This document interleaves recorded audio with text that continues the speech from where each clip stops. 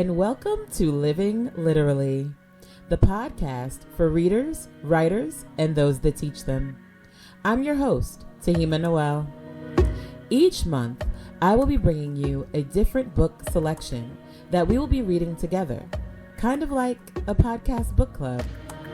Usually, the book is explored over 2 episodes. The first will focus on writing tips I gathered from the book. The second will focus on a close reading of the book. Both episodes will feature tips for use in your classroom. Today, we're sitting down to talk with Tiffany D. Jackson. Let's dive in.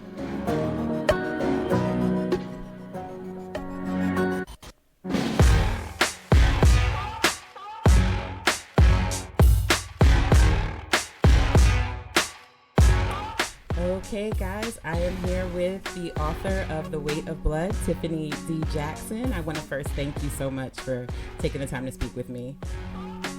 Oh, thank you for having me. And my opening question that I love to ask people is, what are you currently reading? So I'm reading an audiobook. So let me go look. I should be used to this question, right? Because I get this all the time and then I blank and then an hour later I'm like, oh, I know. Currently I am reading this adult thriller book called My Lovely Wife by Samantha Downing. Okay. It's basically a wife serial killer sort of book. I'm catching up on some of my reading that I haven't since I now have a little bit of time. So that's currently what I'm reading. Yes, nice. Ooh, I love a good thriller. That sounds right up your alley too, given the books that I've read. Yes. Okay, so I wanted to ask, for my listeners who do not know, you have a previous career in television, something that a lot of people would say are their dream careers. So what drove your career change to becoming an author? I think it's sort of, there's a duality to entertainment, right? Because even though I worked in television, I was still a huge avid reader.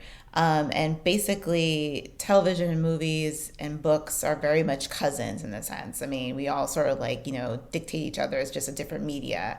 But I've always wanted to be an author. That was my first and only goal when I was 4 years old. So becoming one is still very surreal to me. I'm I really am here. Oh, yes, you are. Yeah. And honestly, my change, because I was so deterred from being a writer, from people who just thought writing or being an author was very much a failed career. It's sort of kind of being a rapper. There's only 1 out of 50 who truly make it. And so a lot of people warned me of it. They said I'd be a starving artist. So I was a little nervous and they deterred me. And I ended up going to film school instead. And that was even a risk in itself. But it made me want to, it still made me, the dream never left me. I think that's one of the keys about dreams is that they truly never leave you. They're really embedded in you when you're born or when you're created. So that was I've always had this dream. And so even though I was working in television, I was writing on the side for years. And people were shocked by that. I was shocked that I was still writing, even though I said oh, I don't want to be an author anymore. But it kept calling you, and I, for one, am very grateful that the dream kept calling you, because I really do enjoy all of your work. Thank you. So I'm personally obsessed with the writing process. How do authors do what they do? When I'm writing, I like to have some tea, candles, play some background music or white noise. And I'm really interested to hear what's your writing routine. So typically, for any book, I'm an outliner. I'm a plotter, not a pantser. So I tend to kind of know what scene I'm going to, or chapter I'm going to write that day. And a lot of times I don't particularly start at the beginning of the book.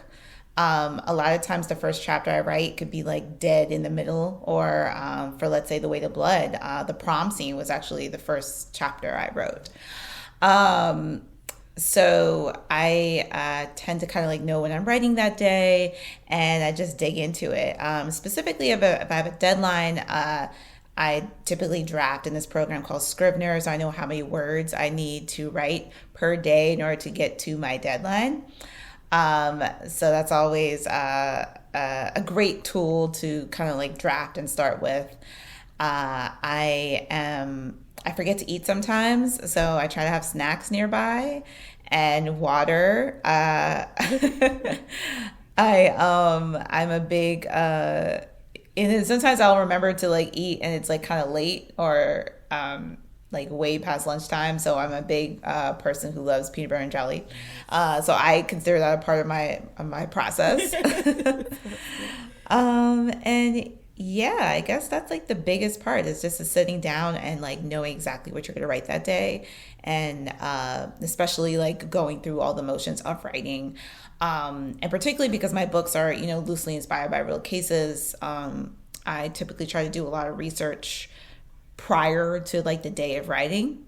So if I know I'm going to be dealing with something that's like research heavy, I will try to like kind of like knock out all the research in the planning process of the book. So that way, when I am like in the middle of the book, I'm not stopping down every 5 minutes to like research something on Google, because that could be really distracting and sort of take away from the writing. That's what do they call it? The black hole? Like you just sink into it if you start. Yeah. Because I've definitely worked on something where I didn't know what it was, I forgot exactly what I was working on, but I remember like I had to stop down every like 5 minutes to like, what is this part of the body called? Or what is this part of the ship called? And it was just so annoying because I was like, oh, I just want to like knock this scene out. And sometimes I just like, especially if you are writing in, I sometimes go on writer retreats, so there's no internet. So I'm just leaving big blank holes and spaces all throughout my document, and that drives me completely crazy. So it is important for me to do as much research as possible. Nice. So what I'm hearing is that you just like to get in a space where you can just hit that flow and just keep going and not stop until you've gotten it all out.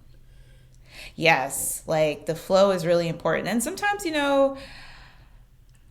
like a scene or even a paragraph will take me like several days to like get exactly right, but at least I know like the flow of the rest of it is like already down on paper. Like we say, you can't edit a blank page. You can't shine a blank page and make it gold. So you have to have some words written down, and I think that's important. Right. Nice. I agree. Thank you for that too. Because as a writer, I'm always like mining tips and tricks. So your first book, allegedly, is amazing. I recommend it Thank you. all the time. I think I read somewhere that you didn't intend for it to be a young adult novel originally. Was there a process or parts removed in order to make it young adult fiction?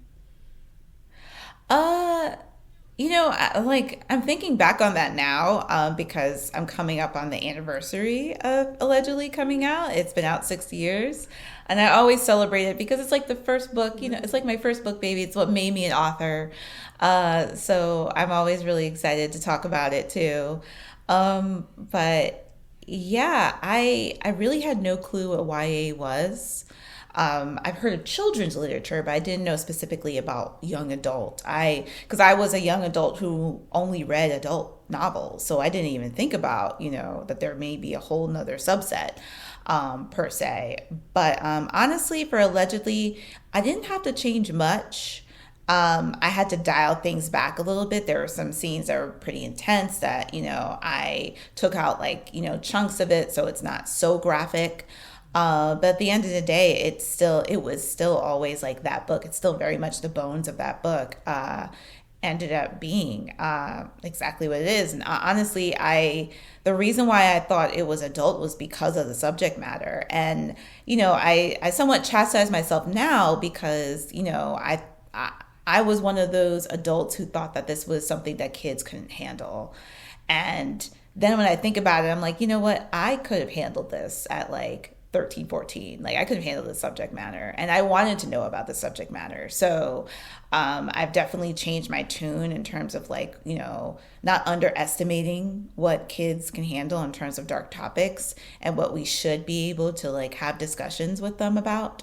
So I think that's been like my biggest sort of turning point with that book is like remembering like, hey, I was one of those teens and I could have handled this easily. Oh, yes. I actually chose that book as a read aloud for one of my classes, but I would only read it for 10 minutes at a time. And when I tell you that timer would go off and those kids would be like, no, 2 more minutes. It is gripping. Yes, it's great. And that ending sparks such a debate. Yes. But I wanted to speak on what you just spoke about, because I covered Angie Thomas's Concrete Rose on my podcast earlier. And I spoke on that as well, that these topics, while some people might want to, steer clear of them in the guise of protecting children, it's often that stuff that is mysterious that they really want to know about, and it would be better to hear it from an adult who wants to talk to them about it and guide them in that. Right. Yeah, there was when I was younger, specifically growing up in Brooklyn, a lot of the topics that I covered in Allegedly were things that were just like blank spaces in my mind, in terms of like I never knew what group homes were like, or what they actually entailed. I never knew what happened when kids went to prison. I didn't have that information when things were happening when I was younger. It was sort of brushed under the rug. Adults didn't really want to talk about it. Like they thought that it was too much for us. But I think that does a disservice to kids in terms of knowing what their fellow peers are going through, because we should be able to tell them this type of stuff so that they can actually be active and compassionate citizens in this world. Sorry. Okay. And being more active and compassionate citizens, just helps us, kind of grow better together, and understanding each other more. Ultimately, creating a society that actually is like caring for one another. Which I don't think, if you don't have that knowledge, you have no idea like these things are going on.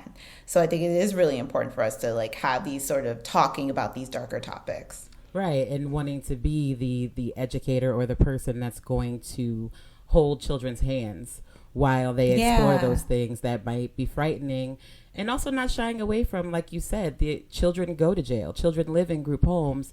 And if they can live that, we can discuss it. Exactly. Like if kids are actually going through this, like why is it that we can't talk about it? Like this should be like the first and only things we're talking about, because it's children involved, and we as not only as kids but also adults should also know about this. And I think that's one of the things that makes my books very appealing also to adults, is because there are actually a lot of adults out there who have no idea what happens to kids who go to prison, who have no idea the conditions of specific group homes, etc. So I think despite that I write for teens, I have a huge adult readership out there. So and they're learning a lot, and I think that is important for us. Yes, it is. This feels like a switch, but you list Stephen King as one of your favorite authors. How does it feel to have written such a great homage to his work, Carrie? And has he read The Weight of Blood or contacted you at all about the book? You know what? So to answer your first question, it is terrifying to write something such like, especially when it's one of my favorite books, his first book he ever written. And so it's incredibly scary to write something like that. Like once I finished the book, I was like, what the hell was I thinking? Like, like, why did I think I was brave enough for something like this? And the second part of your question is, no, he has not contacted me about this book. And I, for one, am considering that, okay, like, no news is good news at this point, because I would hate to hear that he like hated it.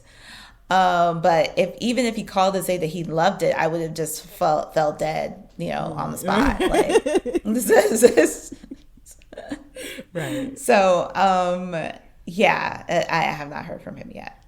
Well, it's great. And it's really interesting to me. You said earlier that the first scene you wrote was the prom scene, because I must have read the first 2 or 3 pages of this book about 20 or 30 times back in September. I was doing, really? I was doing book talks with students. I was going classroom to classroom and just reading that opening. And when I tell you, there were kids that saw me in the hall the next week, like, I got the book. It is gripping, and they just want to know what happens, and when they want to know what's next. And so having started in the middle of the book, how did you know that was the place to start the novel? You know what? So The Weight of Blood is very much the format of The Weight of Blood is very much a callback to my first book, Allegedly. There's mixed media, there's interviews, there's transcripts, etc. And so I knew like the first like transcript per se had to be something that sort of like kind of gave the whole book away in a sense, because you do want to, they teach you that in the first 5 pages have to grip your audience, especially in thrillers and horror. So I knew that at some point it needed to be something that really like just talks specifically about the prom scene and like nothing else.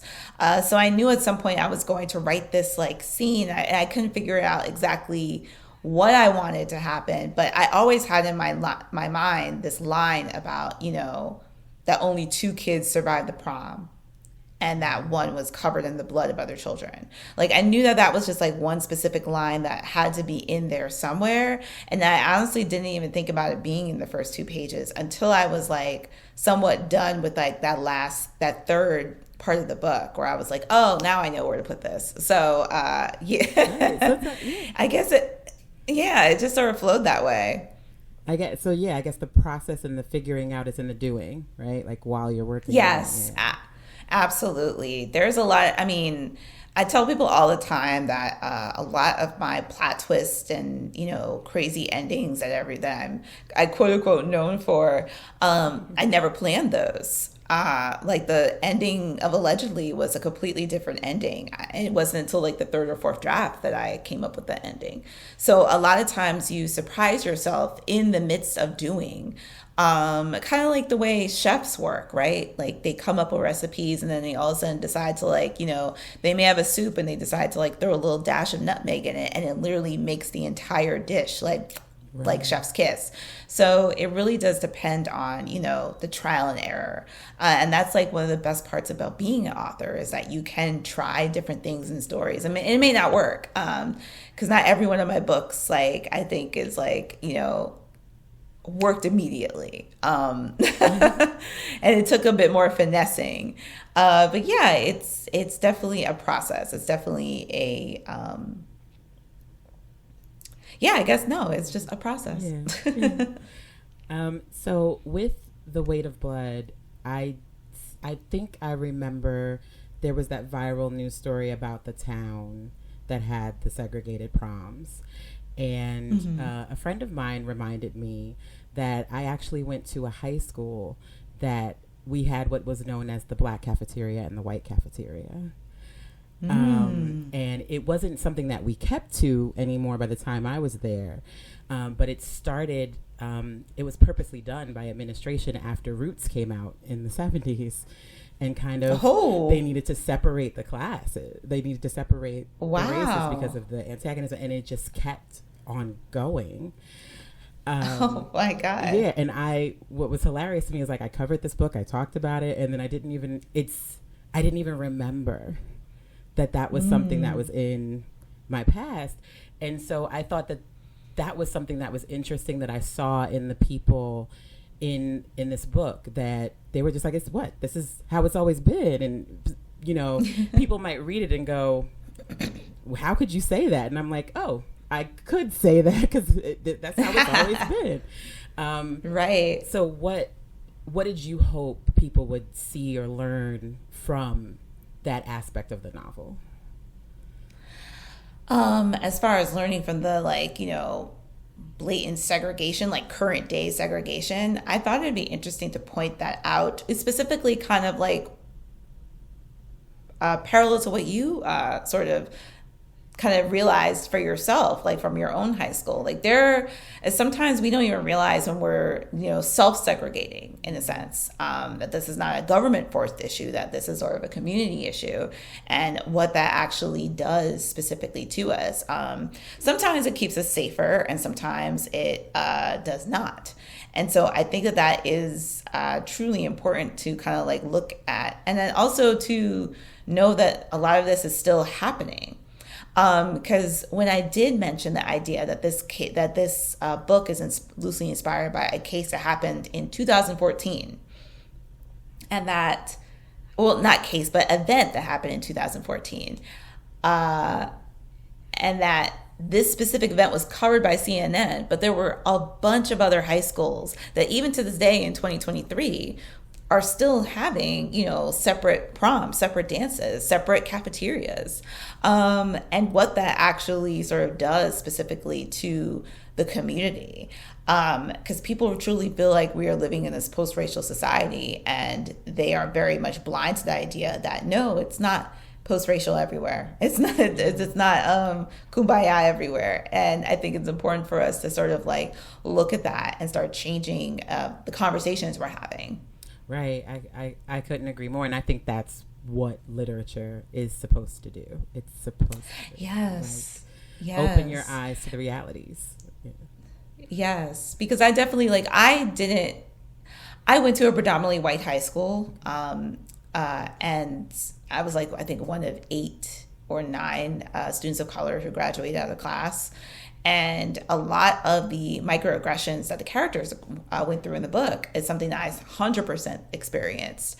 But what I think is important is to note that, even though that was I feel like I went to high school hundreds of years ago, there are tons of kids who are in those same predicaments where they're dealing with stuff and they don't feel fully, I hate to use the word safe, but that truly is what it is. It's you go to school and you cannot let your guard down. And that is something that I think more specifically white people should appreciate the fact and have an understanding of what, these soul white people, soul black kids, these token black kids who, what you're doing to their psyche in general. Right. That reminds me of the scene with, I'm blanking on his name. I'm so sorry. But with his English teacher who Kenny, his yes. English teacher just assumed that, his white girlfriend wrote his paper for him. Right. It's he probably won't remember that, right? We always say the people that cause the trauma don't even recall the conversations, but it'll stick with you forever. Yeah. You also tackle a bit of police brutality or police aggression, I would say. Mm-hmm. And what was just, I really appreciated that was there again as a teacher, as somebody who would want to use this book in a classroom, something to discuss, perhaps not with my Black and brown students because they are aware, but to know that it would be being discussed in predominantly white schools as well. Would you like to speak to that and your choice in that? I'll be honest. I was very hesitant in doing so. I know it was important to the scenes, and I know it was important to that specific moment in the book. But a lot of people have classified my books as critical race theory or a Black Lives Matter book. And I could tell they're not reading the books because I'm solely talking about Black issues, but I'm not talking about anything that has to do with critical race theory or anything that has to do with specifically fighting in terms of the Black Lives Matter movement. They're only looking at it the fact that there are Black characters in it, so it must be about race. And so this is technically this is the first book that I am actually talking about race, and I am actually zeroing in on police brutality and stuff like that. So it was a very difficult decision for me, but I thought if you're already going to paint me as an author who does this, why don't I do it the way that I want to do it? And so I think that was the biggest key point was let me use horror as a vehicle for this. and it not be a contemporary. Like, let's like kind of talk about the idea. And, you know, I sort of zero in on that in the sense of like, you know, if we were superheroes, if we did have like all these magical powers, like would this type of racism, would these type of like incidents happen as much? And I think it's something to think about. And so I wanted the vehicle of horror to be the framework of how I discuss this. And it is a horror, right? It is a everyday Yes. horror that people face. And I'm so glad you brought up the superpowers, because the thing that I noticed is that as she began to embrace her Blackness, her powers grew. And I know they always say, the English teacher wants to talk about why the curtains are blue, and the author's like, no, I just made them blue. So I just wanted to ask you, was that an intentional correlation? Yes, absolutely. That was an absolute correlation. The idea that she's starting to accept who she is. And that honestly is that's a superpower in like real life too. Like when you start truly embracing who you are and your history and where you came from, like you immediately become a stronger individual, like spiritually, like mentally, physically, everything. I can't tell you how many times I've heard people like all of a sudden find their Blackness and all of a sudden they're able to do like lift buildings and stuff like that out of the blue. Like they are just able to accomplish so much more once they truly accept who they are. And honestly, that can be across the board. That's not even Blackness. That could also just be like, any race at this point. Once you truly accept who you are and where you come from and who you're destined truly to be, you can be anything. But it's that acceptance, that radical acceptance, that is the first like part of it. Right. The self-love. My cousin, who also has a podcast, she put out a shirt that says self-love is rudely brave. Yes. Yeah. Ooh, I love that. Yeah. It is brave. Yes. It is brave because it's like, and rudely in a sense of like, we don't care about anything else. Like, we're able to kind of like mush people in the face and keep on moving. That was a bit graphic. It was a bit violent in a sense, but you know what I mean? Yeah. It works. It absolutely works. I am at the end of my prepared questions for you. Okay. I do greatly appreciate you taking the time to talk with me. I highly recommend all of your books. Thank you. And thank you so much. Oh, thank you so much. This is wonderful. Beautiful questions. Thank you.